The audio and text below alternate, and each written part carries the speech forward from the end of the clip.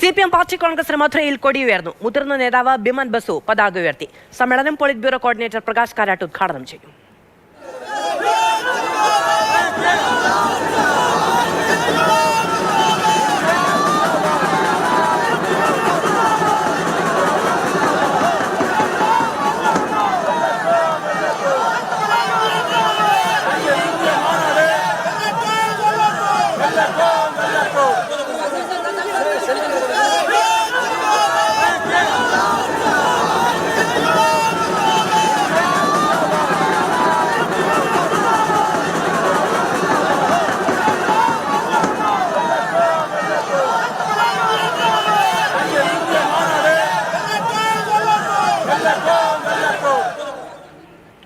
മധുരയിൽ നിന്ന് കണ്ണൻ നായർ ചേരുന്നുണ്ട്. കണ്ണൻ, 24ാം പാർട്ടി കോൺഗ്രസിനാണ് കൊടി ഉയർന്നിരിക്കുന്നത്. സ്വാഭാവികമായും ഉയർന്ന ചോദ്യം, പാർട്ടി ജനറൽ സെക്രട്ടറിയെ കണ്ടെത്തേണ്ടതുണ്ട്. കോർഡിനേറ്റർ മാറുന്നു, പകരം പാർട്ടി ജനറൽ സെക്രട്ടറി ആര് എന്നുള്ളത് ഈ പാർട്ടി കോൺഗ്രസിൽ ചർച്ച ചെയ്യപ്പെടും. ആരാകും ജനറൽ സെക്രട്ടറി എന്നുള്ള ചോദ്യം ഉയരുന്നു. അതോടൊപ്പം കേരളത്തിൽ നിന്ന് ആരൊക്കെ പോളിറ്റ് ബ്യൂറോയിലേക്ക് എത്താൻ സാധ്യതയുണ്ട്, ആരൊക്കെ ഒഴിയാനാണ് സാധ്യത തുടങ്ങിയ വിവരങ്ങൾ എന്തെല്ലാമാണ്?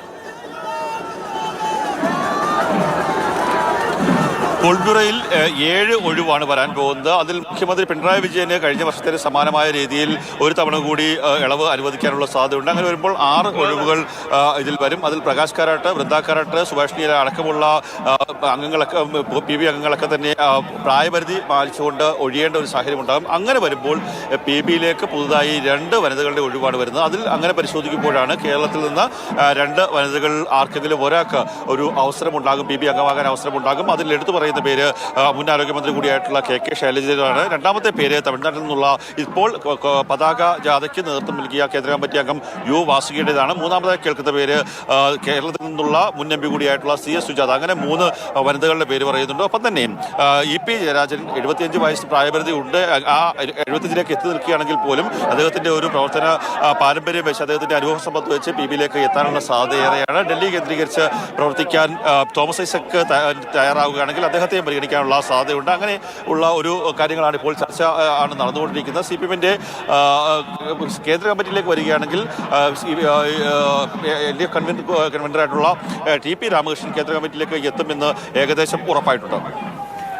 ജനറൽ സെക്രട്ടറി ആര് എന്നതിനെ ചൊല്ലിയുള്ളതാണല്ലോ ഏറ്റവും വലിയ ആകാംക്ഷ എന്ന് പറയുന്നത്. MA ബേബിയുടെ അടക്കം പേരുകൾ പറഞ്ഞു കേൾക്കുന്നുണ്ട്. ഇന്നിപ്പോൾ രാവിലെ പാർട്ടി സെക്രട്ടറിയുടെ പ്രതികരണത്തിൽ ഒന്നും വിട്ടു പറയുന്നില്ല, അത് കോൺഗ്രസിൽ തീരുമാനമെടുക്കും എന്നുള്ള കാര്യമടക്കം. ഒപ്പം KK ശൈലജയുടെ പേര്, CS സുജാതയുടെ പേരൊക്കെ പോളിറ്റ് ബ്യൂറോയിലേക്ക് ഉയർന്നു വന്നേക്കും എന്നുള്ള വിവരങ്ങൾ, അവിടെ അവതരിപ്പിക്കപ്പെട്ട പ്രമേയങ്ങളുടെ ഉള്ളടക്കം, ഇതൊക്കെ സംബന്ധിച്ചുള്ള വിവരങ്ങൾ എന്തൊക്കെയാണ് കാണാൻ?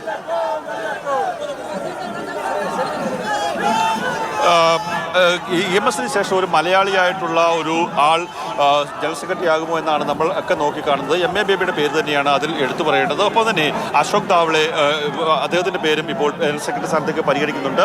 കേരള ഘടകം MA ബേബിക്ക് അനുകൂലമാവുകയാണെങ്കിൽ ഒരു സംശയം വേണ്ട, MA ബേബി CPMന്റെ ജനറൽ സെക്രട്ടറി ആകാൻ ആൾ തന്നെയാണ് സാധ്യത. ഒപ്പം തന്നെ ഇപ്പോൾ അല്പസമയത്തിനുള്ളിൽ ഉദ്ഘാടന പ്രസംഗം നടക്കും. അതിനുശേഷമായിരിക്കും റിപ്പോർട്ട് അവതരിപ്പിക്കുക. റിപ്പോർട്ടിൻ്റെ പകർപ്പ് മാതൃഭൂമി ന്യൂസ് നേരത്തെ പുറത്തുവിട്ടിരുന്നു. അതിൽ പ്രധാനമായും പാർട്ടിയെ മെച്ചപ്പെടുത്താൻ വേണ്ടിയുള്ള കാര്യങ്ങളാണ്, നിർദ്ദേശങ്ങളാണ്. അതിൽ സ്വയംവിമർശനമായിട്ടുള്ള കാര്യങ്ങളുണ്ട്. ഇനി ഭാവിയിൽ എന്തൊക്കെ കാര്യങ്ങൾ ചെയ്യണം എന്നുള്ള കാര്യമുണ്ട്. പാർട്ടിയിലെ വനിതാ പ്രാതിനിധ്യം കൂട്ടണം എന്ന് പറയുന്നുണ്ട്. പാർട്ടി മെമ്പർഷിപ്പ് വർദ്ധിപ്പിക്കാനുള്ള നിർദ്ദേശമുണ്ട്.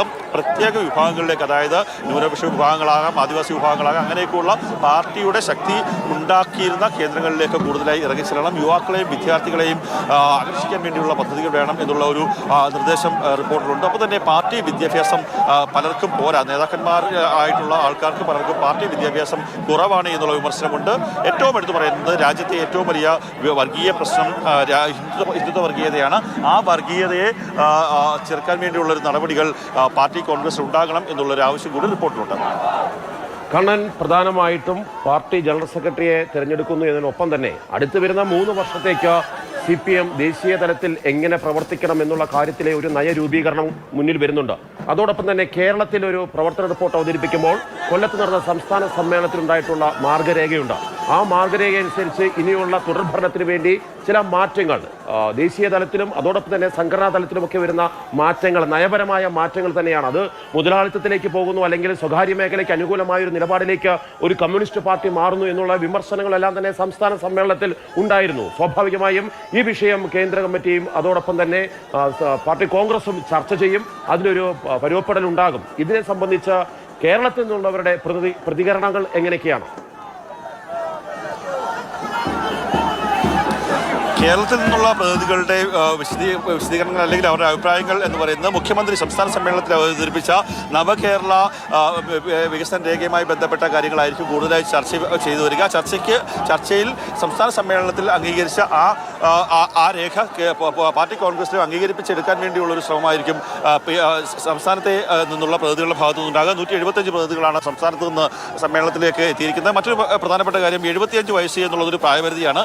ആ പ്രായപരിധി കഴിഞ്ഞ ശേഷവും പല നേതാക്കന്മാരും പാർട്ടി പ്രവർത്തനങ്ങളിൽ സക്രിയമാകാൻ കഴിവുള്ള ആരോഗ്യമുള്ള ആൾക്കാരുണ്ട്. അവരെയൊക്കെ തന്നെ വർഗ ബഹുജന സംഘടനകളുടെയും അല്ലെങ്കിൽ പാർട്ടി മറ്റ് കേന്ദ്രങ്ങളിലേക്കൊക്കെ തന്നെ അവരെ എത്തിക്കാൻ വേണ്ടിയുള്ളൊരു നീക്കം. അതിൽ എടുത്തു പറയുന്നത് കേരളത്തിൽ ഇപ്പോൾ പ്രവർത്തിക്കുന്ന SRP എസ് രാമചന്ദ്രൻ പിള്ളയുടെ ഒരു പ്രവർത്തന കാര്യമാണ്. അദ്ദേഹം PV യിൽ നിന്ന് ഒഴിവായ ശേഷവും അദ്ദേഹം കേരളത്തിൽ വന്ന് അവിടെ പാർട്ടി പ്രവർത്തനങ്ങൾക്ക് സജീവമായി നിൽക്കുന്നുണ്ട്. അങ്ങനെയൊക്കെയുള്ള ആൾക്കാരെ, അത്തരത്തിലുള്ള ആൾക്കാരെ സജീവമാക്കി കൊണ്ടുവരാൻ വേണ്ടിയുള്ള ഒരു ചർച്ച പാർട്ടി കോൺഗ്രസ് ഉണ്ടാകും. 75 വയസ്സ് എന്നുള്ള പ്രായപരിധി ഉണ്ടെങ്കിൽ പോലും ആ ബാക്കിയുള്ള ആൾക്കാരെ മറ്റ് സംഘടന വർഗ ബഹുജന പ്രസ്ഥാനങ്ങളിലേക്ക് എത്തിക്കാൻ വേണ്ടിയുള്ളൊരു നീക്കം അല്ലെങ്കിൽ ആ ചർച്ച എന്തായാലും ഈ സമ്മേളനത്തിലുണ്ടാകും.